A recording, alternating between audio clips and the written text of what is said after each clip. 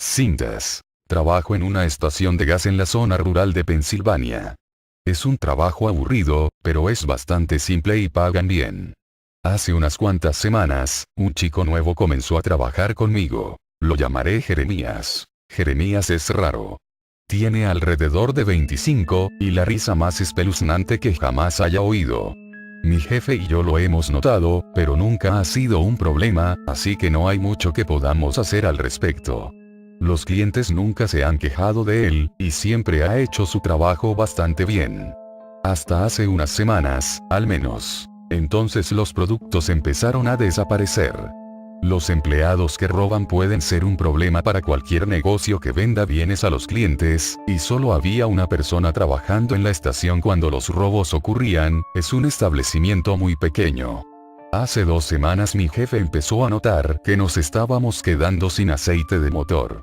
Al principio solo eran unos cuantos contenedores los que faltaban, pero después cajas enteras y estantes del producto desaparecían.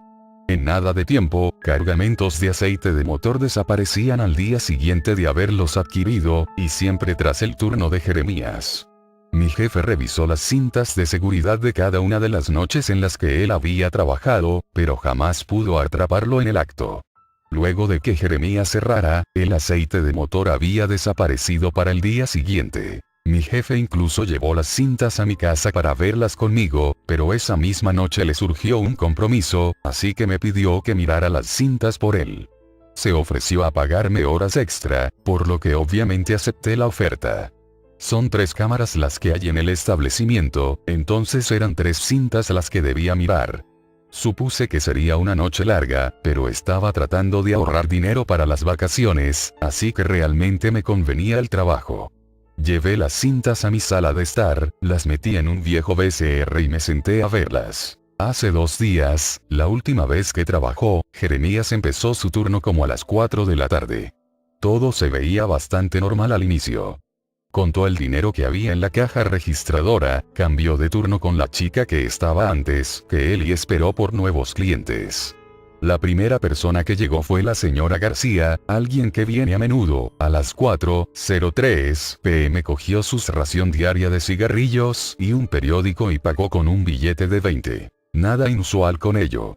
El siguiente cliente era un chico de los alrededores llamado Mario.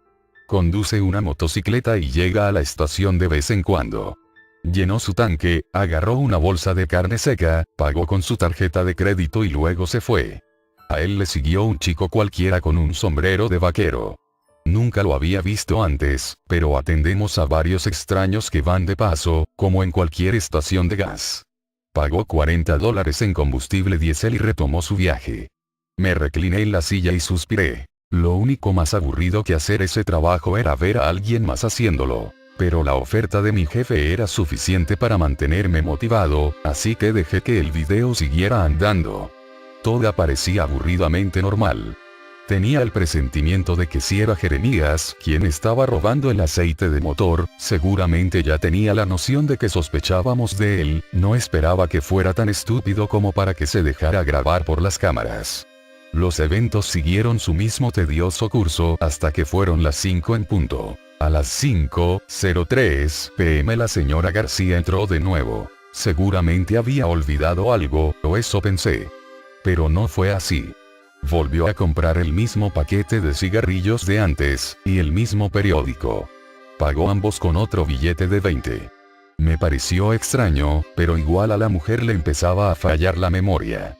Pensé que Jeremías iba a recordarle que ya había comprado su ración de humo de ese día, pero no va contra las reglas vender a alguien lo mismo 2 veces. Luego Mario entró de nuevo. Pagó por otro tanque de gas, de nuevo para su motocicleta, aunque al principio consideré la posibilidad de que pudo tener otro vehículo que llenar, y la misma bolsa de carne seca. Pagó con crédito, de nuevo. No era la gran cosa. Todo podía ser una enorme y extraña coincidencia. La señora García era olvidadiza y Mario probablemente tenía más de una Harley.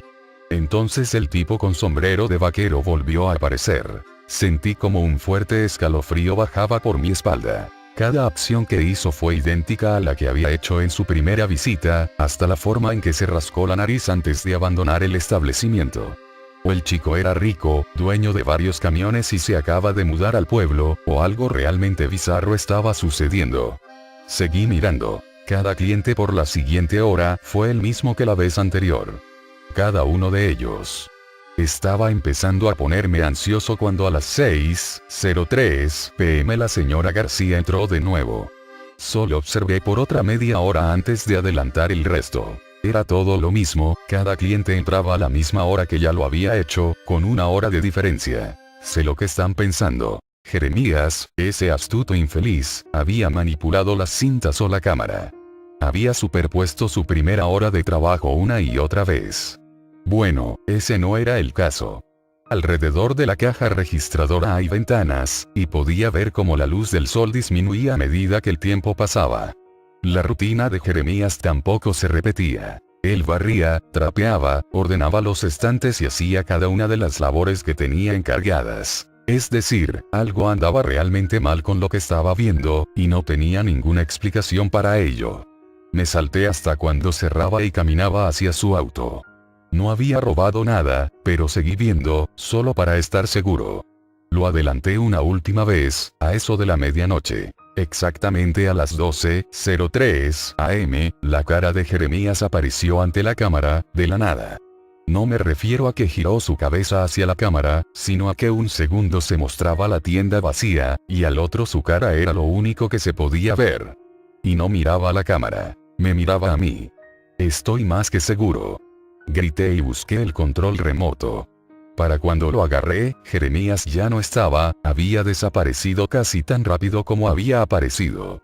Mis manos temblaban frenéticamente, pero pude cambiar la cinta. La otra cámara mostraba la parte trasera del establecimiento, y con ella podría ser capaz de ver a Jeremías subirse en algo para poner su cara frente a la otra cámara.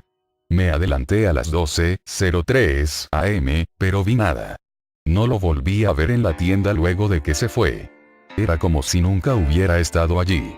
Jeremías no se sabía el código de seguridad, y ninguna alarma fue activada esa noche luego de que él cerrara. Lo que sí pude ver, sin embargo, fue que a las 12:03 am el aceite de motor desapareció de su estante. Todo el aceite.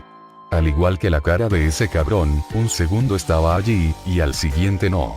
Apagué el televisor y me fui a la cama, pero no logré conciliar el sueño. Ahora mi cuerpo está exhausto, pero mi mente no deja de pensar en ello. Esas cintas son, sin duda, lo más raro, lo más bizarro que he visto en toda mi vida. Tengo que trabajar en un par de horas. Mi jefe me ha pedido que le lleve las cintas y que le cuente lo que he averiguado, pero, vamos, ¿qué demonios se supone que he de decirle?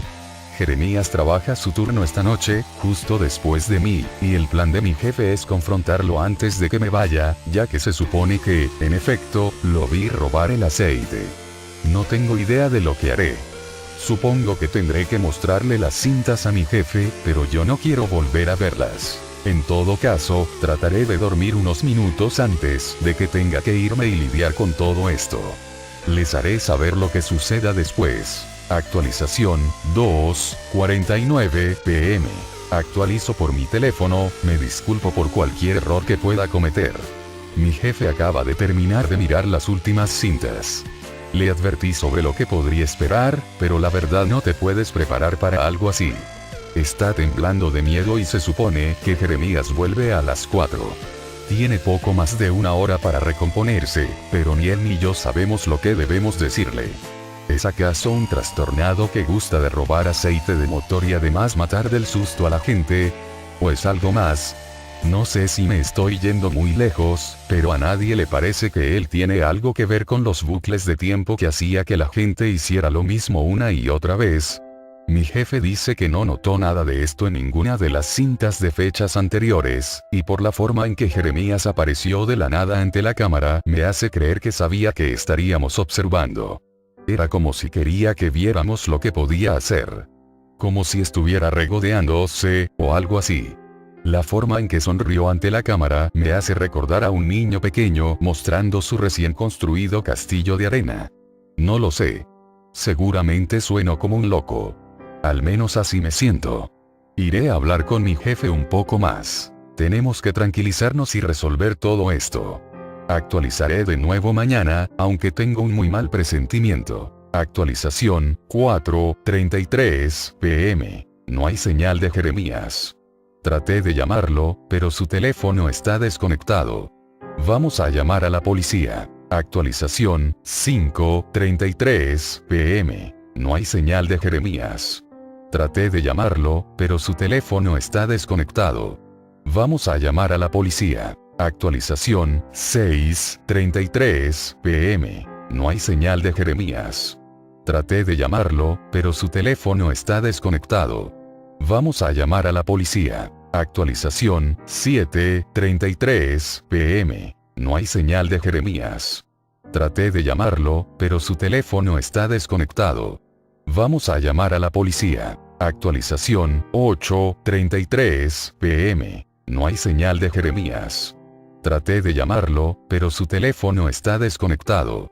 Vamos a llamar a la policía. Actualización, 10:58 p.m. Mierda, mierda, mierda, mierda, mierda. Cuando regresé a casa pude ver mis últimas actualizaciones. Las cosas nunca pudieron tener menos sentido. Esto es lo que les puedo decir. Fui al trabajo, y como Jeremías nunca se apareció, mi jefe y yo decidimos llamar a la policía, como todos bien saben. Sin embargo, cuando tomé el teléfono para llamar, el sol se apagó. Les juro que eso fue lo que pensé que había sucedido. Aparentemente me desmayé por exactamente 5 horas, porque cuando vi el reloj, eran las 9:33 p.m. Estoy seguro de que estuve atascado en el bucle de Jeremías, y luego desperté al mismo minuto en el que me había desmayado, con 5 horas de diferencia. Pero entonces las cosas empezaron a volverse aún más extrañas. Mi jefe estaba a mi lado cuando me desmayé, dispuesto a corroborar mi historia con la policía. Cuando desperté, el teléfono estaba en mi mano, pero averiado. No provenía ningún sonido del auricular. Mi jefe seguía donde lo había visto por última vez, pero no se movía. Estaba parado en su sitio, petrificado. Miré de nuevo el reloj y este tampoco se movía. La segunda manecilla estaba parada en el número 12. Eran exactamente las 9:33 de la noche. El reloj de la recepción, en la pantalla de la computadora, también se había detenido. Incluso había un cliente en la barra esperando que mi jefe le pasara una caja de cigarrillos. Apuesto a que ese era su 5º paquete del día. Me fui de allí inmediatamente. No cerré con llave, no apagué las luces y, lo siento, pero no llevé las cintas de video para subirlas a internet. Créanme que eso era lo último que tenía en mente. La estación de gas está localizada al lado de una gran carretera, y los carros que iban pasando estaban estacionados alrededor de ella cuando salí, excepto que no estaban estacionados. Estaban congelados. Las personas dentro de ellos estaban petrificadas, como si fueran esculturas de cera. Subí a mi auto y recé porque arrancara. Gracias a Dios lo hizo. Como a la mitad del camino, el tiempo volvió a empezar de nuevo. La estática de la radio se convirtió en música, como se supone que debe ser, y por lo que decía el anfitrión de la emisora, aparentemente nadie se dio cuenta de que el tiempo se había detenido. Fui el único que lo notó. Bueno, aparte de Jeremías, por supuesto. Sigo sin tener idea de dónde está o qué estará haciendo. Estoy escondido en mi habitación y llamaré a la policía por la mañana, aunque no estoy seguro de si me tomarán en serio. Actualizaré mañana, si puedo. Actualización final, 10:33 a.m. Creo que caí dormido anoche a eso de las 4 de la madrugada. Me sorprende que haya podido, supongo que el cansancio me pudo. Me despertó el timbre de mi teléfono. Era mi jefe el que llamaba. Estuvo tratando de contactarme desde las 6. Volvió en sí luego de que el tiempo regresara la noche anterior e inmediatamente llamó a la policía. Llegaron a la estación de gas y les contó todo. Los policías de aquí son gente práctica, ya que estaban más preocupados por el aceite de motor perdido que por cualquier otra cosa, pero a mi jefe le bastó con haber captado su atención. Decidieron ir a buscar a Jeremías. Nosotros mantenemos los archivos de nuestros empleados en una base de datos, y como Jeremías había empezado a trabajar hacía algunas semanas, su archivo fue fácil de encontrar. Tomaron su dirección y se dirigieron a su casa. La dirección de Jeremías era un lote vacío, o al menos lo es ahora. Solía haber una casa ahí, pero se quemó en el 93. Siendo un pueblo pequeño, casi todos recuerdan el incendio. Una familia de 4 personas vivía allí cuando ocurrió. Los rumores dicen que el padre tenía un hijo ilegítimo del que la familia nunca hablaba, pero realmente no puedo asegurarles nada. Lo que sí puedo decir es que luego de una investigación de seguros, se descubrió que el incendio fue hecho adrede. La casa entera fue empapada en aceite y luego alguien le lanzó una bomba Molotov para que prendiera. Como la familia estaba durmiendo cuando sucedió, ninguno pudo sobrevivir. En fin, cuando mi jefe me llamó y me dijo todo esto, entré en pánico, pero me aseguró que los policías estaban de nuestro lado. Luego me soltó una bomba. El FBI andaba por los alrededores y quería hablar conmigo de una forma u otra, así que lo mejor sería que me pasara por allí. Eran las 7:15 y yo solo quería volver a la cama, pero supuse que no podría dormir mucho de todos modos, así fui para allá. 4 hombres con trajes me recibieron y me dijeron que tomara asiento. Repasamos todo alrededor de 3 o 4 veces hasta que pudieron anotar hasta el último detalle. Les hablé sobre Jeremías, las cintas de seguridad, lo sucedido la noche anterior. Finalmente, cuando terminé, uno de los agentes dijo: «Oh Dios, tenemos a otro entre manos». Luego me hicieron firmar un montón de papeles, declarando que no le diría lo sucedido a nadie, por lo que no puedo contar mucho más. Podría estar rompiendo la ley con tan solo poner esto en la web. Así que ahora estoy en casa. No estoy muy seguro de qué hacer conmigo mismo. Las palabras de la gente luego de que le contara toda la historia me perseguirán el resto de mi vida. En todo caso, ya me tengo que ir. Tengo algunas cosas pendientes que hacer, y mi jefe no tarda en llegar. Creemos que el empleado nuevo, a quien llamaré Jeremías, y es un completo fenómeno, se ha estado robando el aceite de motor, y vamos a revisar las cintas de seguridad para ver si lo podemos atrapar en el acto. Tengo mejores cosas que hacer, pero el viejo me pagará tiempo extra, y quiero ahorrar dinero para las vacaciones. Será muy sencillo. El aceite siempre desaparece luego de sus turnos. Supongo que solo tendremos que ver los vídeos, atraparlo con las manos en la masa, y eso será todo. Emulador de sueños. Lo peor que hice en mi vida ocurrió hace 12 años, cuando tenía 16 y vivía en Cleveland, Ohio. Fue al comienzo de otoño, cuando las hojas estaban empezando a tornarse naranjas y la temperatura comenzaba a decaer, haciendo alusión al torrente frío que estaba a pocos meses de distancia. La escuela acababa de empezar, pero toda la emoción de regresar y reunirse con los viejos amigos había sido sustituida por la idea de que estábamos cautivos en un lugar que solo quería cargarnos de trabajo. Naturalmente, mis amigos y yo estábamos dispuestos a hacer cualquier cosa con tal de recordar cómo era cuando no teníamos obligaciones, aquellos días de verano libres de responsabilidades. A principios de ese año, uno de mis amigos del trabajo en McDonald's, que algunas personas creen que es algo poco convincente, pero la pasé bien allí, me había enseñado una técnica para morir con la ayuda de un asistente y regresar a la vida a los pocos segundos. Funcionaba así. La persona haría 10 respiraciones largas y profundas, y en la 10ª cerraría sus ojos, apretando los párpados y conteniendo la respiración tan firmemente como le fuera posible, mientras cruzaba sus muñecas sobre el corazón. Entonces el asistente le daría un abrazo fuerte desde atrás, apretando las muñecas de la persona contra el esternón. En cuestión de segundos ésta perdería la conciencia. El efecto dura solo 1 segundo o 2, pero pareciera que hubieses estado fuera de tu cuerpo por horas, y cuando retomas la conciencia, la sensación de desorientación, de no saber en dónde demonios estás o qué estás haciendo allí, es impresionante. Sé que algunas personas dirán, ¿qué carajo? ¿Sos retrasado o algo así? Y sí, ahora sé que probablemente matábamos millones de neuronas cada vez que moríamos. Pero yo era un joven de 16 años, aburrido a más no poder y creía que era genial. Os alentaría a probarlo para que lo experimentaseis por vuestra cuenta, pero luego de lo sucedido, nunca se lo recomendaría a nadie. Otro efecto secundario interesante de esto, que fue en realidad la razón por la cual lo hacíamos, es que mientras permaneces fuera de tu cuerpo, siempre estás lúcido y tienes sueños vívidos que puedes recordar fácilmente al despertar. Después de todo, solo te has dormido por unos segundos. Éramos buenos chicos y nunca probaríamos drogas, así que para nosotros esto era lo que el LSD era para un hombre pobre. Las visiones o sueños están relacionados de alguna forma con lo que veías justo antes de morir. Por ejemplo, una vez soñé que estaba escalando una montaña, estaba en la cima del Himalaya o algo así, pero había un pasamanos. ¿Quién diablos pone un pasamanos de escalera a 6,000 metros de altura? Cuando volví a mi cuerpo y recordé en dónde estaba, me di cuenta de que había estado mirando la escalera que se encontraba en una esquina de la sala de estar de mi novia.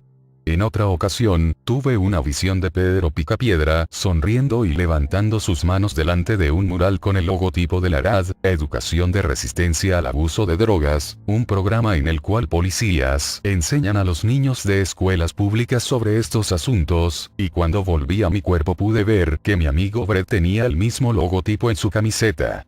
Ahora, ¿de dónde salió Pedro Picapiedra? No tengo idea. Nuestras visiones siempre eran sobre cosas mundanas, nunca nada raro. Hasta ese día. Como dije, hacía un mes que estábamos en época de clases y hartos de ella. Habíamos salido a pasar el rato afuera, estábamos sentados en las vigas de las torres de alta tensión, en la parte de abajo. Mi amigo Mike subió hasta el segundo nivel de las vigas para estar más alto. Era un cálido día de octubre y el cielo estaba gris. Lentamente, el cielo fue oscureciendo cada vez más. Y en Cleveland eso probablemente significaba que en cualquier momento la temperatura podría descender y, si éramos realmente desafortunados, una lluvia helada podría empezar a caer. El aire estaba pesado y se podía oír el leve zumbido de los cables de alta tensión sobre nosotros. Definitivamente no quería pasar los últimos momentos de una linda tarde de sábado subiéndome a una torre de alta tensión, saltar al suelo y quejarme luego del dolor en mis pies, solo para hacerlo una y otra vez como estúpidos. «Hey, vamos a morir por un rato», dije. Para ese tiempo, dejar nuestro cuerpo no era tan divertido como cuando lo descubrimos, pero era mucho mejor que lo que estábamos haciendo. Vince estuvo de acuerdo, al igual que Richard, pero Mike, el que saltaba desde más alto de la torre, preguntó de qué carajo estábamos hablando. «Joder, ¿nunca te indujiste el desmayo antes?», preguntó Vince. Mike respondió que no, él había pasado todo el verano en casa de su madre y no estaba al tanto de lo que nosotros habíamos hecho. «Amigo, tienes que probar esto. Mira, te mostraremos». Vince y yo nos bajamos de la torre, cayendo de pie en el césped. Yo hice las 10 respiraciones, apreté los ojos y contuve la respiración. Entonces sentí a mi amigo presionar sus brazos contra mi pecho y, de repente, como si fuese lo más natural del mundo, una langosta gigante estaba trepándose a una de las torres, bajo el mar. Algas marinas crecían del fondo de arena bajo mis pies. Lo siguiente que recuerdo es que cuando desperté Vince y Richard me estaban preguntando, «Amigo, ¿qué has visto? ¿Qué has soñado?». La parte de atrás de mi cabeza me dolía mucho, me estaba matando. «Mierda, ¿me dejaste caer?», pregunté. Yo no era muy pesado, pero Vince era bastante débil. Él solo se quedó mirándome, y Richard me dijo que sí me había dejado caer. Me preguntaron nuevamente qué vi. Me froté la cabeza y les dije que una langosta, que estaba pellizcándole la cabeza a Vince con sus tenazas. Me volví hacia Mike, y le dije, «¿Ves? Es increíble. Tienes que probarlo». Y una mierda respondió, «No me fío lo suficiente de ninguno de ustedes como para hacer eso. Vamos hombre. Tienes que probarlo. No es más peligroso que estar trepado allí. Te prometo que no te dejaré caer como este idiota lo hizo conmigo», le persuadí. Lo consideró por un momento. Luego saltó de donde estaba, se incorporó y dijo, «Bien, una vez». Repitió las 10 respiraciones profundas conmigo de asistente para asegurarse de que no lo dejaríamos caer. Contuvo la respiración y yo lo ayudé a caer en ese otro lugar. Sentí el cambio de peso en su cuerpo, y él era un tipo robusto, así que me aseguré de bajarlo lentamente para que no se lastimara. Justo cuando tocó el suelo, volvió en sí. Despertó gritando, «¡Mierda! ¡Mierda!». Déjame, aléjate de mí. Gritaba, al tiempo que se levantó de un salto, agitando sus brazos alrededor de su cabeza. Todos retrocedimos, con miedo de ser golpeados por su frenesí. Pero más miedo tenía de lo que estaba viendo. Después de unos 7 segundos, el doble de lo que generalmente tardábamos en darnos cuenta de dónde estábamos, se tranquilizó. Mierda, mierda, mierda. Jadeaba, respiraba con dificultad, tomando grandes boconadas de aire. Se quedó de pie, encorvado, hasta que cayó de rodillas. Comenzó a mecerse, retorciendo las manos y murmurando. «Santa Madre de Dios, ¿qué demonios has visto?», dijo Vince, pero Mike no respondía. Me le acerqué lentamente y a medida que lo hacía, lo escuchaba sollozar en silencio. Eso en nuestro mundo de machos era castigado con la muerte, pero por supuesto, nadie dijo nada. Apoyé una mano en su hombro, pero en cuanto lo toqué dio un grito y saltó para atrás golpeándose la espalda contra la torre. Se abrazó a la columna de la torre, mirándonos con los ojos desorbitados, una mirada de terror absoluto. Pensaría quizá que éramos demonios del Averno. Si en algún momento pensé que estaba bromeando, esa mirada me quitó toda duda.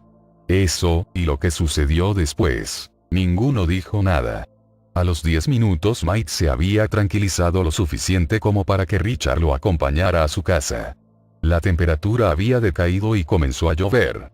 Le dije a Vince que me iba a mi casa, y le dije que nos veríamos mañana. Siempre pasábamos los días lluviosos jugando Mortal Kombat en nuestro SNES, pero no dijo nada. Probablemente querría pasar un tiempo a solas para reflexionar sobre lo que había pasado.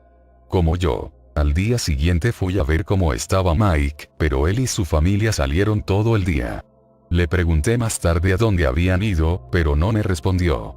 Creo que fueron con un psicólogo puesto que cuando lo vi de nuevo, el martes, parecía estar mejor. Los siguientes días nos juntábamos normalmente, como antes, pero Mike aún no decía lo que había visto. Hablábamos de cosas sin importancia. No fue hasta el sábado de esa semana cuando me contó lo que pasaba. Estábamos caminando por una calle tranquila del barrio hacia el puente peatonal que cruza el arroyo. Yo hablaba de una chica mayor que conocía, cuando me interrumpió de repente. No voy a estar aquí mucho más tiempo. ¿Cómo?, le pregunté. Vendrán de nuevo esta noche, esta vez ya no creo que sea capaz de aguantar. ¿De qué estás hablando? ¿Quién vendrá esta noche, Mike? Las manos, las voces. Para ese punto ya me estaba asustado. Balbuceé estúpidamente un par de veces, y luego dije, estúpidamente, ¿qué manos? Por la noche miro el árbol por la ventana y luego todo se pone negro. Entonces veo decenas, cientos, miles de ellas empujando contra el vidrio. ¿Y qué haces? Retrocedo, durante toda la noche, pero estoy cansado. No puedo mantenerlas afuera más tiempo. Y las voces dicen que tengo que dejarlas entrar, voces de niños pequeños.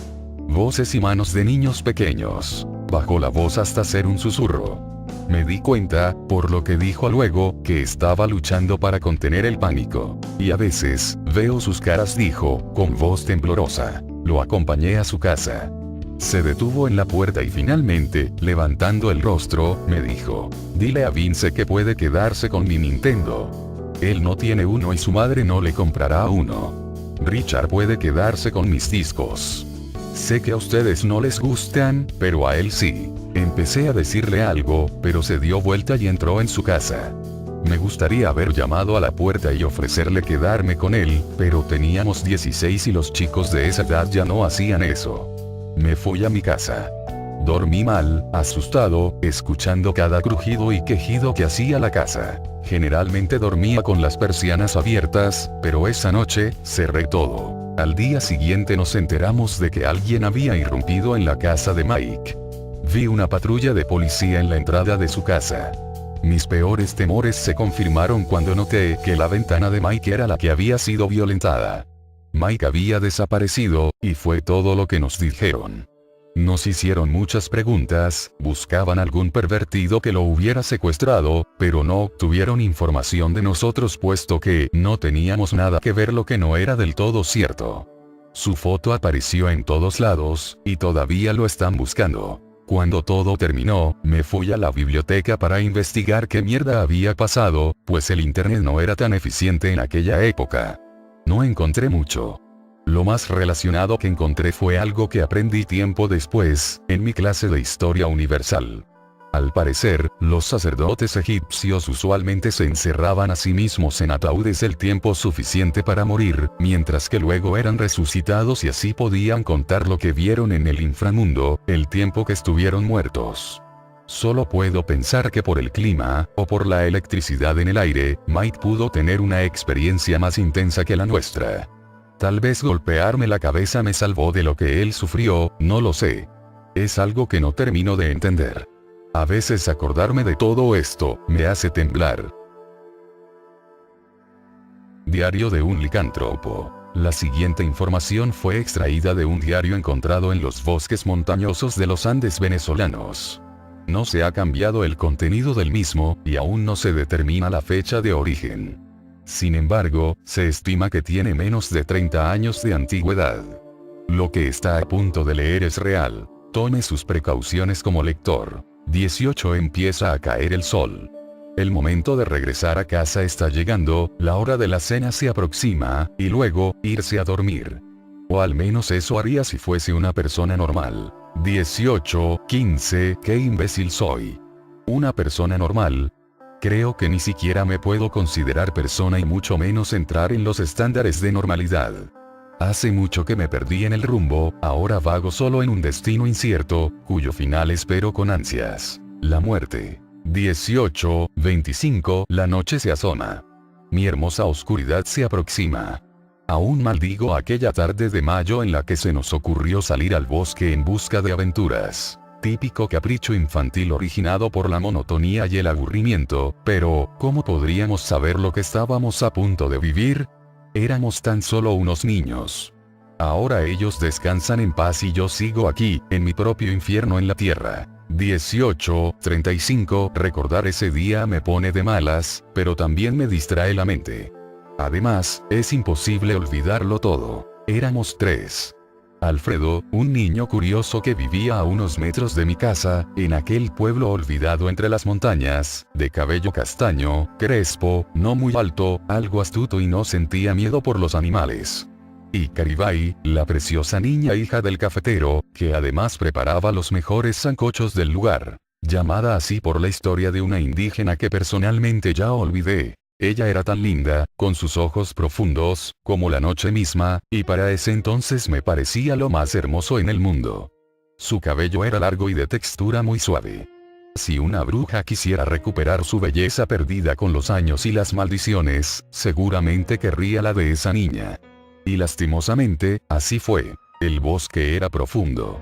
Caminamos un montón, mientras el sol caía entre las hojas de los altos pinos y nos distraíamos con la vista a lo lejos. De pronto, Alfredo divisa una casa al fondo de un pequeño pasaje. Entramos. No debimos entrar. Todo pasó muy rápido. No hay que confiarse de la amabilidad de los extraños, ya nos lo habían dicho, pero no hicimos caso.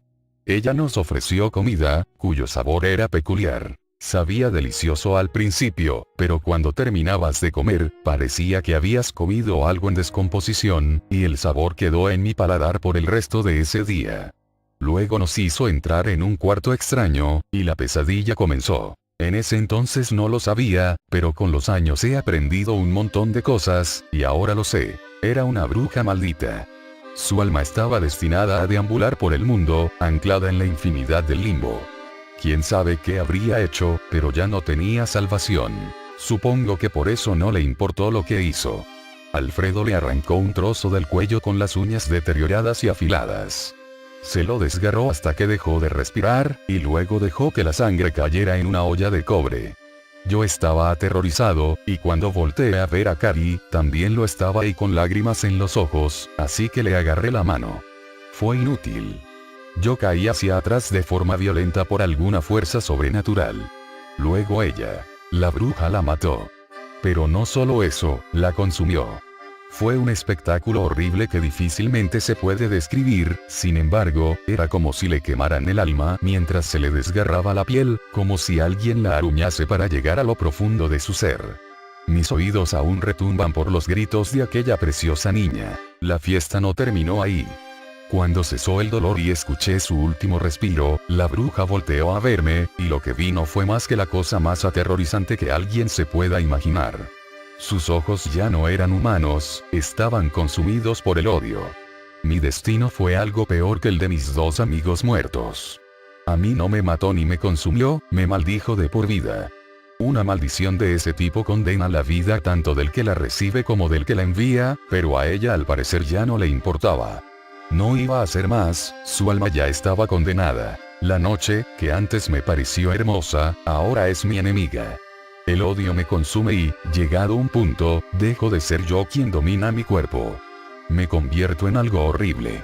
Jamás he visto lo que soy en ese estado, pero he presenciado a mis víctimas, y es más que suficiente.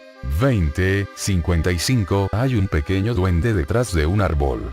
Me mira y percibo miedo en sus ojos.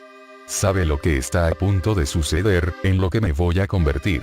21:05 Quiero matar a alguien. 21:25 No quiero hacerle daño a nadie, por eso vengo al bosque. Aquí no hay gente a la que despedazar. He visto cómo quedan cuando me despierto en la mañana. He visto cómo alguien o algo les arrancó la cabeza, los brazos, las piernas.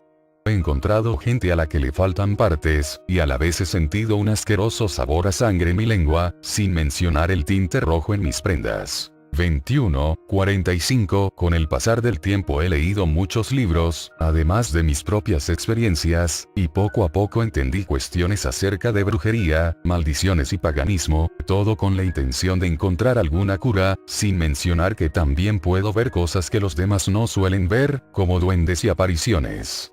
Tal vez estos se muestren ante mí por mi condición, por mi alma impura. También me hice amigo de la noche. Amigo y enemigo. Como una relación de amor y odio. Coraje y miedo. Tranquilidad y cólera. Aprendí a ver las horas según la ubicación de la luna y las estrellas, y determiné el punto casi exacto en el que pierdo mi conciencia. Puedo decir que me quedan no más de 2 horas antes de que la pesadilla real empiece. 22:15 La gente normal me ve con ojos normales. La gente cuya alma está maldita o poseída, me mira con rabia. Algunas brujas me miran con una sonrisa morbosa. Una vez vi a un granjero cuya mirada fue extraña, como relajada y penetrante a la vez, como si supiera lo que en verdad soy, pero no sentía ni miedo ni rabia ni lo consideraba algo divertido. Creo que él era un brujo, pero de los que trabajan con magia negra y demonios mismos, de los más peligrosos que hay. No existen muchos brujos por acá. Dicen que son más fuertes y sabios, y cuya edad es incalculable. Podrían tener 20 o 100 años, y nadie podría notar la diferencia. 22:45 Escuché un ruido extraño seguido de una risa juguetona. Debe ser el duende, seguro le parezco divertido con toda mi situación. 23:20 Ya está a punto de suceder. Puedo sentirlo. Siento las ansias, el dolor, el odio, la cólera y puedo escuchar ligeramente los gritos de mis víctimas en mi cabeza. 23:55 Tengo hambre. Maldigo todo. Odio al mundo. Odio la gente. Odio mi vida y mi alma. Si existe un Dios por ahí, también lo odio. Quiero matar a alguien. Quiero romperle los huesos con mis propias manos, y arrancarle la piel con mis dientes. Quiero destrozar sus tejidos, oír sus gritos de dolor, que me vea a lo profundo de mis ojos, y el miedo consuma su mente desde adentro. Quiero. El siguiente dibujo es un boceto basado en una ilustración hallada unas páginas más adelante en el mismo diario. Cabe destacar que el original tenía rasgaduras y manchas de sangre seca en gran parte de la hoja.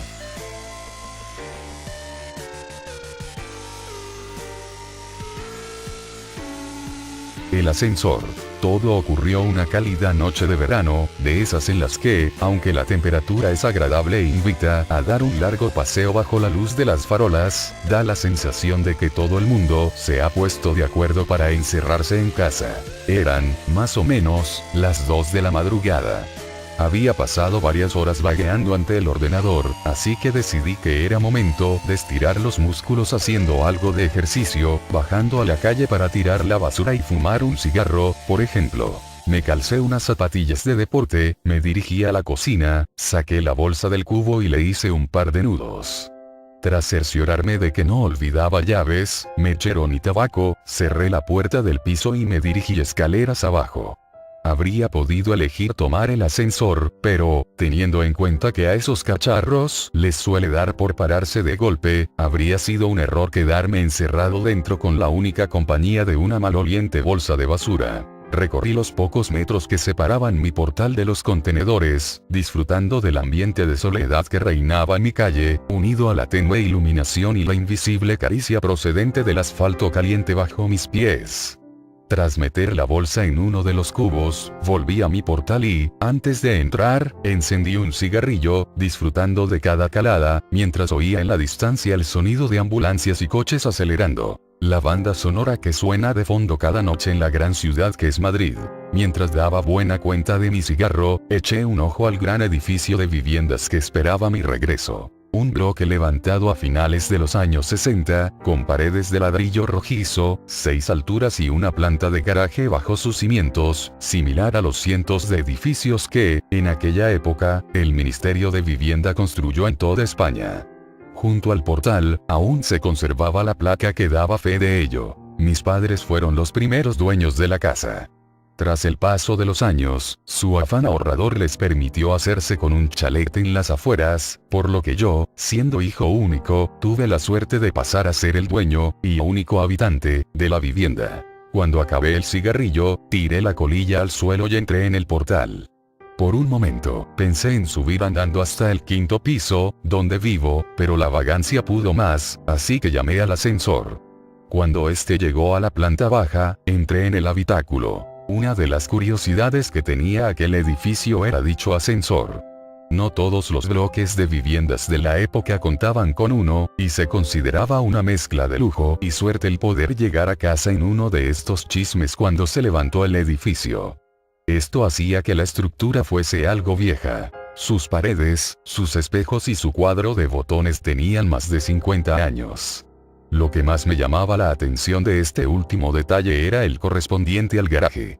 Había un botón para cada piso, excepto para el sótano, en cuyo lugar había una cerradura. Todos los vecinos teníamos copia de la llave. El motivo era, según los constructores, evitar que el cálido garaje se llenase de mendigos por las noches. Miré aquella cerradura con curiosidad. Aquella vieja cerradura. Entonces, una idea se me pasó por la cabeza. En lugar de pulsar el botón del 5º piso, eché mano al manojo de llaves que había en mi bolsillo e introduje la llave correspondiente.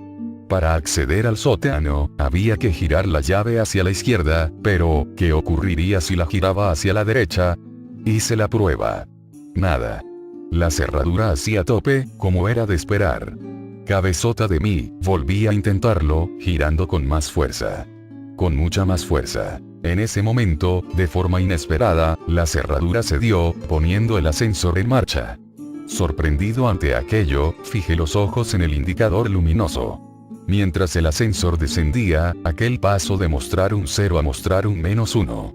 Pero, llegado a este piso, el ascensor no se detuvo. Durante casi un minuto, el trasto continuó bajando, traqueteando y rugiendo como de costumbre. El indicador luminoso mostraba 2 guiones intermitentes. Entonces, de repente, el ascensor se detuvo y su puerta se abrió. Ante mis ojos se extendía un largo y estrecho pasillo, apenas más ancho que el propio ascensor. La iluminación procedente del interior de este no bastaba para iluminar aquel pasillo, que era engullido por una tenebrosa oscuridad, y no se apreciaban escaleras que llegasen allí desde un piso superior. «Hola». Mi voz retumbó por las paredes y desapareció en el oscuro espacio. A pesar de que la situación me imponía algo de respeto, la curiosidad ante el nuevo sótano recién descubierto pudo más. Decidido a investigar aquel lugar, encendí mi mechero y abandoné la protectora luz del ascensor. Me giré por un momento, y vi que, en aquella planta, no había botón para llamar al ascensor, sino una cerradura. Mosqueado, continué avanzando hacia la oscuridad. El ambiente era denso y húmedo, acompañado de una ligera fetidez. A unos 20 metros, el pasillo torcía hacia la derecha, desembocando en una galería a la que daban varias puertas, como en las cárceles que salen en las películas. Algunas puertas estaban cerradas y otras abiertas, y el suelo estaba lleno de polvo, cristales rotos y otros objetos. La mugre que invadía el lugar me disuadió de palpar la pared en busca de interruptores de luz, por lo que confié en la pequeña llama que portaba en mi mano. Al internarme en la galería, me agaché y acerqué mi mechero al suelo para examinar con más detalle qué eran aquellos pequeños bultos que pisaba irremediablemente a cada paso. Descubrí jeringuillas, trozos de probetas, piezas de rompecabezas infantiles, muñecas. Aquello resultaba de lo más tétrico. Me incorporé nuevamente, disponiéndome a analizar las pequeñas dependencias que rodeaban la galería. Uno de los detalles que percibí fue la falta de ventilación o iluminación exterior. Aunque era noche cerrada, no había rastro de salidas al exterior por las que se colase la luz de las farolas, ni ninguna corriente de aire que hiciese vibrar la llama de mi mechero. Aquel era un lugar completamente cerrado, y a saber a cuántos metros bajo tierra me encontraba en aquel momento. Recorrí varias de las salitas, y vi que todas tenían elementos en común. Pequeños, anticuados y oxidados camastros, mesitas y sillas. Y material médico. El lugar estaba infestado de gasas, correas, pastillas desperdigadas por el suelo. Aquello parecía un hospital en miniatura. Un hospital antiguo y fantasmagórico, detenido en una época pasada, en el que la acumulación de polvo es el único indicador del paso del tiempo. Aún me arrepiento de entrar en una de aquellas dependencias. La luz del mechero mostraba, sobre el mugriento colchón, un bulto del tamaño de un ser humano, envuelto en ropa de hospital. Me acerqué sigilosamente, temiendo lo peor, y arrimé el mechero al gran objeto. El aumento de luz mostró una escena horripilante. Rodeado de heces y manchas de orina, se mostraba ante mí un cadáver humano en posición fetal que me daba la espalda. El hedor era insoportable. Reprimí una arcada mientras permanecía en cuclillas, ante aquella dantesca escena. De repente, el terror invadió mi cuerpo. Aquel cuerpo se giró de forma brusca y, lo que en principio había clasificado como humano, mostró ser algo diferente, indefinido e indescriptible. El cuerpo de aquel ser estaba cubierto de llagas y heridas. En lugar de manos y pies, sus extremidades se encontraban rematadas por muñones violáceos, y extrañas deformidades y bultos recorrían su tronco, dándole un aspecto monstruoso. Pero lo peor era su rostro. Sus ojos, grandes e inyectados en sangre, estaban protegidos por unos párpados abultados y sin pestañas. En lugar de pelo, su cabeza poseía infinidad de cicatrices y grapas que partían desde sus pobladas cejas y sienes y se perdían hacia su nuca. Sus orejas, irregulares y enormes, no mostraban pliegue alguno, dotando al ser de un aspecto simiesco. Tampoco poseía nariz, y de sus orificios nasales surgían 2 hilos de sangre reseca. Rematando aquel cuadro tan desagradable, se encontraba su boca. Un orificio de comisuras agrietadas, sin labios, de cuyo interior carente de dientes y lengua, provenía el peor olor a podrido que he percibido en mi vida. Sus ojos se fijaron en los míos, y de su garganta surgió un bramido gutural, ronco y a la vez potente. Grité. Grité con todas mis fuerzas y mi voz se entremezcló con la del monstruo. Teniendo en cuenta la postura en la que me encontraba, caí de espaldas sobre el mugriento suelo, y el mechero se escapó de mi mano, dejando el lugar en la más absoluta oscuridad. Mientras palpaba el suelo en busca del mechero, oí cómo crujían los muelles del colchón y, antes de que pudiese reaccionar, aquel despojo se me echó encima, lanzando una vez más su aterrador alarido. Sentí su aliento contra mi rostro, mientras apestosa saliva caía sobre mi frente, y un escalofrío me recorría de arriba a abajo. Cejé mi empeño de hacerme con el mechero, y pataleé con todas mis fuerzas, tratando de zafarme del horripilante ser. Me arrastré unos metros hacia atrás, me levanté y salí de la estancia, a oscuras, tratando de recordar la disposición de aquella planta, temiendo tropezar o dar de bruces con alguna de las paredes. Mientras huía en dirección al ascensor, pude oír cómo aquello se arrastraba entre los cristales rotos del suelo, siguiendo mis pasos. Llegué al pasillo y sentí que volvía a la vida cuando me invadió la luz encendida del ascensor abierto. Entré, pulsé el botón del 5º piso y, lleno de impaciencia y pavor, esperé a que la puerta se cerrase y el ascensor se pusiese en marcha. Sin embargo, el aparato no obedecía mis órdenes. Aunque el botón del quinto piso estaba encendido, la puerta no se cerraba. Y el crujir de cristales se oía cada vez más cerca. Me di media vuelta. Ante mí, el pasillo se extendía una vez más, engullendo la luz del ascensor. Sin embargo, ahora no sentía curiosidad ante aquella escena. Sentía verdadero horror. Quería huir de allí. Y el ascensor no se movía. De repente, se hizo el silencio. Estaba tan aterrorizado que todos mis músculos se agarrotaron. En ese momento, el ser surgió del pasillo oscuro, arrastrándose con una velocidad y una pericia insólitas. Venía hacia mí, mientras gruñía, jadeaba y chillaba como ninguna criatura conocida. Apreté repetidamente el botón del quinto piso, con pulso tembloroso, mientras el miedo me hacía llorar y la criatura se aproximaba rápidamente. Cuando estaba a punto de entrar en el ascensor, agité mi pierna ante él, lo que le hizo retroceder atemorizado, sin que apartase la vista de mis ojos en ningún momento. En ese instante, las puertas se cerraron y el ascensor comenzó su ascenso. Fijé la vista en el indicador luminoso. Los dos guiones parpadeantes dieron paso a un -1, luego a un 0, un 1, etc. Algo más calmado, me miré en el espejo y fui consciente de mi aspecto. Mi rostro estaba cubierto de una mezcla de baba y mucosa sanguinolenta, mezclada con mis propias lágrimas. Cuando quise pasar el dorso de la mano por mi frente, descubrí que mis ensangrentadas palmas estaban llenas de cristales rotos, y comencé a sentir su dolor. Minutos antes, en aquel segundo sótano, el miedo no me había permitido ser consciente de cómo se habían clavado en mi piel. Llegué a casa y entré corriendo al baño. Los recientes recuerdos de todo lo que había ocurrido allí abajo se agolparon en mi mente, y no pude evitar arrodillarme ante el váter y vomitar la cena.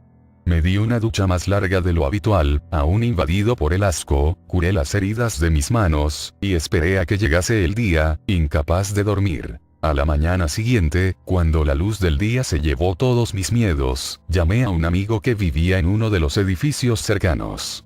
Dicho edificio era similar al mío. Construido en la misma época, con la misma planta, y con un ascensor exactamente similar. Tras contarle la historia y soportar sus burlas, me aseguró que haría la prueba en su ascensor, y que me llamaría para contarme qué había ocurrido en su caso. Esperé su llamada intranquilo y, a los pocos minutos, sonó el teléfono. Era él, y su voz sonaba entrecortada y temblorosa. Bajo su casa también había un segundo sótano, húmedo y maloliente. Sin embargo, él no se había atrevido a adentrarse, y no tenía intención de hacerlo. No pienso volver a coger ese ascensor en mi puta vida. Eso fue lo que me dijo. Y la verdad es que su opinión coincidía al 100% con la mía. A pesar de nuestros temores, nos decidimos a investigar sobre el asunto. Así, dimos con el que fue por aquel entonces presidente de la constructora encargada de levantar los edificios. Hoy en día un ajado anciano con un pie en el cementerio. Tras varias reticencias, nos explicó el porqué de aquellos sótanos secretos. En 1966, la recién inaugurada central nuclear de Sorita, en Guadalajara, había sufrido una grave fuga en uno de sus reactores, provocando una nube radiactiva que se extendió por los pueblos de los alrededores. El régimen franquista no podía permitir que la opinión pública tuviese noticia de un fallo en su primera instalación nuclear, por lo que contactó con las parejas jóvenes del lugar, ofreciéndoles trasladarse a Madrid, a los inmuebles en los que mi amigo y yo vivíamos, pues a pocos metros se encontraba un hospital que podría seguir la evolución de dichas parejas y los hijos que pudiesen tener en el futuro. Para disimular aún más la situación, vendieron algunas de las viviendas a gente corriente que no tenía nada que ver con el incidente, como mis padres, o los padres de mi amigo, por ejemplo. Sin embargo, la intención del régimen era muy distinta. Conocedores de las secuelas que la nube radiactiva tendría en esta gente, vigilaron cada nuevo embarazo que se produjo entre ellos, supervisando su evolución y haciendo desaparecer a todos aquellos recién nacidos que sufriesen graves malformaciones. Aprovechaban la tranquilidad de la noche, para, haciéndose pasar por encargados de mudanzas, llevar a los bebés a su nuevo hogar. Aquellos sótanos, por otra parte, eran el lugar perfecto para realizar investigaciones sobre los niños, pues nadie sabía de su existencia. El propio mecanismo de los ascensores se había mantenido en secreto, recayendo la tarea de llevar a cabo revisiones y reparaciones entre técnicos elegidos por el propio régimen. Y una trampilla que solo se abría cuando el ascensor sobrepasaba el garaje, ocultaba el segundo sótano a quien hubiese podido asomarse al hueco. Sin embargo, tras la muerte del dictador Francisco Franco, se canceló aquel proyecto. Tratando de arrojar tierra sobre el asunto, los sujetos en experimentación fueron sacrificados, y toda documentación relativa al proyecto fue destruida. Casi todos los cabos quedaron atados. ¿Cómo que casi todos los cabos? Preguntamos mi amigo y yo a aquel hombre. Sí, dijo él. Resulta que, una vez, aprovechando el revuelo de los últimos días, mientras todo el mundo corría arriba y abajo tratando de hacer desaparecer pruebas y evidencias, uno de los niños desapareció sin dejar rastro, y nadie más volvió a saber de él. Mi amigo y yo nos miramos, aterrados. Nos despedimos del viejo y volvimos a nuestras casas. Y desde entonces, no he vuelto a subirme a un ascensor. Y, por si a alguien le interesa, vendo mi casa. Es un 5º piso, muy luminoso. Y, además, tiene ascensor y garaje. El ojo de la sangre. ¿Nunca antes has deseado algo con toda tu alma tanto que estarías dispuesto a hacer cualquier cosa por conseguirlo? Si es así, y quieres obtener lo que deseas a cualquier precio, te hablaré, oh aventurero, del ojo de la sangre. Antes que nada debes saber que al ojo le gustan los juegos, por lo tanto, si decides seguir adelante con esto espero que estés dispuesto a jugar. Primero que nada procura estar solo en casa, así nadie podrá interrumpir. Luego de este punto, no habrá vuelta atrás. Si decides no jugar, solo vete, cierra el navegador y olvida que alguna vez estuviste ante la presencia del ojo de la sangre. Pero si decides jugar, no te preocupes, yo seré tu guía mientras no haya ni la más mínima señal de duda en tu espíritu. Buena suerte. Cuenta hasta 10 mientras el ojo te observa. No importa que también guardes tus secretos, mentiras y pecados. El ojo llegará hasta las profundidades más recónditas de tu alma y encontrará y desnudará todo aquello que escondes. Si te encuentra indigno no te preocupes, el juego ha terminado antes de comenzar y eres libre de irte, o puedes quedarte de espectador. Pero no intentes jugar. Esa es una grave ofensa y recuerda que él conoce muchas maneras de torturar un alma y un cuerpo. Pero, si el ojo te ha considerado digno, escucharás en los momentos siguientes un suave tintineo de campanas que parece sonar solo dentro de tu cabeza. El juego ha comenzado y él lleva la ventaja. Rápido, ponte de pie, ya no hay vuelta atrás. Corre y apaga todas las luces que estén encendidas. Todas, absolutamente todas, rómpelas si es necesario porque has llamado a las criaturas de la oscuridad para que te ayuden y no lo harán si hay alguna fuente de luz en tu hogar. Luego vuelve aquí. Comenzarás a escuchar susurros que parecen seguirte a donde quiera que vayas. Las criaturas de las tinieblas han respondido a tu llamado de ayuda y te están juzgando. Si no te han aprobado, las luces volverán a tu hogar y las criaturas te llevarán a las profundidades del abismo donde serás objeto de las más crueles torturas y perversiones que nunca han pasado por la mente de los humanos. Pero si has pasado será mejor que continuemos, pues el ojo es impaciente y no le gusta que lo hagan esperar. Corre rápidamente al baño de tu casa, y no prendas la luz, enciérrate y coloca 2 velas cerca del espejo, no importa si no tenías velas, ya tendrás 2 en tu bolsillo. Espera a escuchar una voz de niña, dulce e infantil que tararea una melodía que seguramente te será conocida de tu infancia. En los momentos siguientes escucharás como la niña comienza a gritar pidiéndote que toques el espejo. No lo hagas, será violada, torturada, mutilada, descuartizada y asesinada. No importa lo que escuches en medio de esa oscuridad, no importa lo que ella diga. No le hagas caso a sus gritos de ayuda. Ella murió hace tiempo, y nada de lo que hagas puede ayudarla. Está condenada a vivir sus últimos momentos de vida por la eternidad, y no debes intervenir a menos que quieras sufrir su destino en carne propia. Todo permanecerá en silencio unos segundos hasta que las 2 velas se encenderán de pronto. En el espejo podrás ver el rostro de la niña, sin labios ni ojos, que te mira sonriendo y estira una mano hacia ti para hacerte lo mismo que le hicieron a ella. No te preocupes, recuerda que las criaturas de la oscuridad están de tu parte y no permitirán que te toque. El espíritu de la niña entonces se quitará un lazo rojo del cabello y lo dejará en tus manos deseándote buena suerte. Ahora sabe que estás jugando al mismo juego que ella perdió hace ya muchos años y ha decidido ayudarte. Guárdalo en tu bolsillo. Si has llegado hasta aquí significa que tu espíritu es fuerte, sin embargo tu destino aún es nebuloso. Ahora debes ir hacia la cocina, una vez allí toma un cuchillo, el más afilado que tengas. Esto último es lo más importante, debe estar lo más afilado posible. Ahora si tienes alguna habitación en la que guarden cajas y cosas viejas, algo así como un depósito, dirígete a toda prisa hacia él. La puerta estará cerrada y la manija de esta arderá al rojo. Golpea 3 veces y cuando escuches un gruñido parecido al que hace alguien que habla con la boca llena, entra. La habitación estará en penumbras y vacía a excepción de una mesa y una silla enfrente de ti. Sobre la mesa habrá un elegante mantel blanco de seda y un plato de porcelana. Siéntate educadamente en la silla y espera a que tu acompañante, al que no puedes ver bien, termine de comer. El hedor a carne descompuesta que despide es nauseabundo, pero debes evitar hacer una sola mueca de asco. Pero si no puedes contigo mismo y no logras evitarlo, él parará de comer y te mirará a los ojos, aunque no puedas verlo sabrás que lo está haciendo. En ese momento di lo siento, algo que comí me ha hecho mal. Tu acompañante no mediará palabra y continuará con su comida. Espera a que deje de comer y arroje su plato al suelo. Todo permanecerá en silencio por unos instantes y luego te pedirá algo para comer. No importa lo que te pida, no se lo niegues, pues más que la carne de los humanos, le gustan sus gritos. Dedo será seguramente su primera palabra.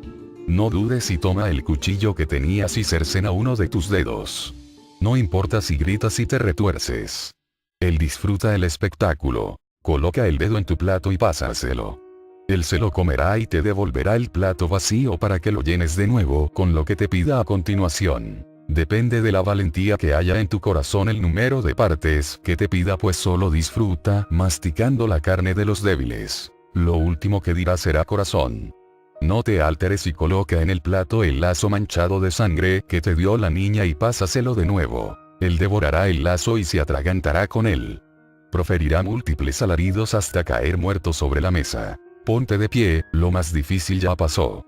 Acércate a él y busca en el plato que le pasaste con el lazo. Encontrarás 2 esferas viscosas, son un par de ojos. No los mires y guárdalos en tu bolsillo mientras sales de la habitación. Tendrás todos tus dedos de vuelta y el olor habrá desaparecido. Hasta este momento has demostrado ser un digno oponente para el ojo de la sangre y ahora enfrentarás la última prueba que decidirá tu destino. Debes regresar a tu habitación y sentarte frente al ordenador como si nada. Ella está detrás de ti ahora, por favor no voltees. Ella antes solía ser una hermosa mujer, pero pagó con su belleza y su vida la traición hacia su marido. Este le arrancó la nariz y los labios, le amputó los senos y abrió con un cuchillo su vientre en el que llevaba el fruto de la infidelidad. Respira tranquilo, ella no te hará daño por ahora. Comenzará a sollozar por lo bajo lo injusta que fue la vida con ella y lo cruel que fue su muerte y que jamás podrá ver a su hijo al que aún lleva descomponiéndose en su útero destajado y cosido por gruesos hilos de entre los cuales mana sangre purulenta. Levántate, no la mires directo a la cara ni al vientre y di con toda la firmeza que puedas un humilde regalo para una dama tan bella y sin mirarlos entrégale los ojos que tienes en tu bolsillo. Si ella ríe de manera diabólica con una voz gruesa y sobrenatural, no has sido lo suficientemente convincente y ella personalmente te quitará tus ojos, abrirá tu estómago y cocerá en él a su niño putrefacto. Pero si ríe con macabra inocencia tu regalo le ha gustado y ha decidido darte su bendición. Ella se colocará los ojos y por primera y última vez podrás verla como era antes, quizás la más bella mujer que verás en tu vida y sentirás el impulso de seguirla cuando se esté yendo. Pero recuerda su verdadera imagen y despídela cuando te dé un beso en la mejilla. La habitación se oscurecerá totalmente y solo quedará un sangriento punto rojo en una de las paredes de la habitación en la que estás. Sé respetuoso pues estás ante el ojo de la sangre. Está furioso porque lo has vencido en su juego y no perderá oportunidad de hacer con tu cuerpo cosas inimaginables y hacerte experimentar niveles de dolor que no crees posibles. Pero al fin y al cabo has ganado. Ahora puedes pedirle 3 y solo 3 deseos. Puedes pedirle lo que quieras excepto, obviamente, más deseos. Eso sería estúpido de tu parte después de todo lo que has pasado. Puedes pedirle que mate a alguien a quien odias, riquezas, fortuna, poder, conocimiento. Cualquier cosa que pase por tu mente. Una vez que hayas terminado aparecerá ante ti un vial de vidrio y una pequeña navaja. Sin pensarlo, córtate un poco el brazo lo suficiente para llenar un poco el vial, no es necesario llenarlo del todo. Has alimentado al ojo de la sangre con la tuya propia y por esto, te dejará ir.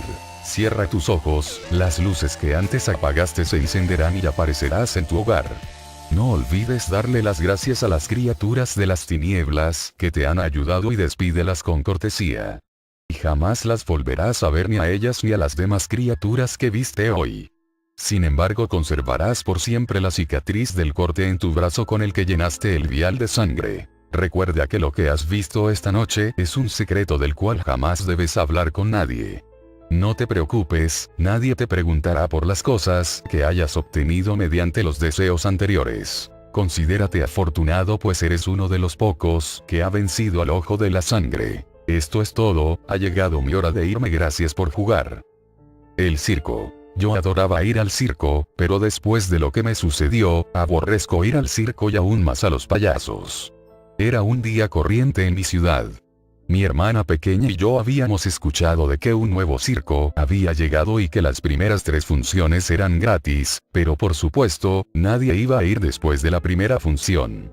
Mis padres no querían que nosotros fuéramos ya que era un espectáculo en el cual los niños eran los únicos que podían entrar.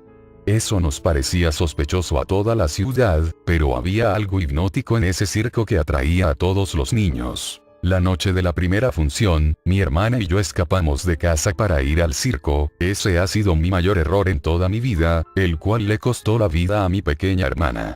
El show empezó como cualquier otro, todos estábamos tan emocionados. En eso, apareció un carro miniatura, de esos que utilizan los payasos. Ahí fue cuando las cosas se pusieron aterradoras. La música de fondo se empezó a distorsionar, las luces se apagaron de golpe, escuché varios gritos y de pronto, se encendieron las luces en una tonalidad escarlata, me di cuenta que mi hermana ya no estaba al lado mío. Del coche bajaron 3 payasos con sonrisas diabólicas, los 3 rieron al unísono. Todavía recuerdo esa risa, una risa ronca y hueca, como si se tratase de un león ahogándose. Los payasos corrieron hacia la primera fila y tomaron a cuantos niños pudieron, los metieron al cochecito y repitieron el proceso una y otra vez. Los espectadores trataron de huir pero era imposible, había más payasos custodiando las salidas. Cada vez había más y más payasos. Entre la multitud pude ver a mi hermana, llorando en una esquina del circo, fui por ella, la cargué y me di la vuelta y noté que ya no quedaba nadie más. Corrí hacia la salida y mi hermana me susurró al oído, ríe, ríe, ríe. Cuando la vi a la cara, noté que esa, ya no era mi hermana, tenía la cavidad de los ojos vacía, brotando de ella sangre, el vestido ensangrentado y una sonrisa de oreja a oreja y un maquillaje blanco. Ella empezó a reír al igual que los payasos que se acercaban a mi alrededor. Pensé, este es mi fin, voy a morir. Pero no fue así. Un payaso me tomó por la espalda, al mismo tiempo que otro me arañaba el abdomen, dieron la vuelta y me extirparon los ojos, me dejaron botado en un charco de sangre mientras yo reía. No paraba de reír. Salí del circo a rastras de ese lugar diabólico. Le conté a la policía lo sucedido en ese lugar. Nadie me creyó. El circo ya no estaba. Me he vuelto loco, soy un esquizofrénico según mis doctores. Pero aún sigo escuchando esas risas, no se van de mi cabeza. Y lo que más me remuerde la conciencia es que el circo pueda ir a tu ciudad a visitarte. Ya te he advertido, pero aún así, sé que no escaparás de sus garras, así que solo ríe. Carta realizada por el paciente 203 Joseph Lincoln. 25 de abril de 1998. Dr. Lawrence Michels.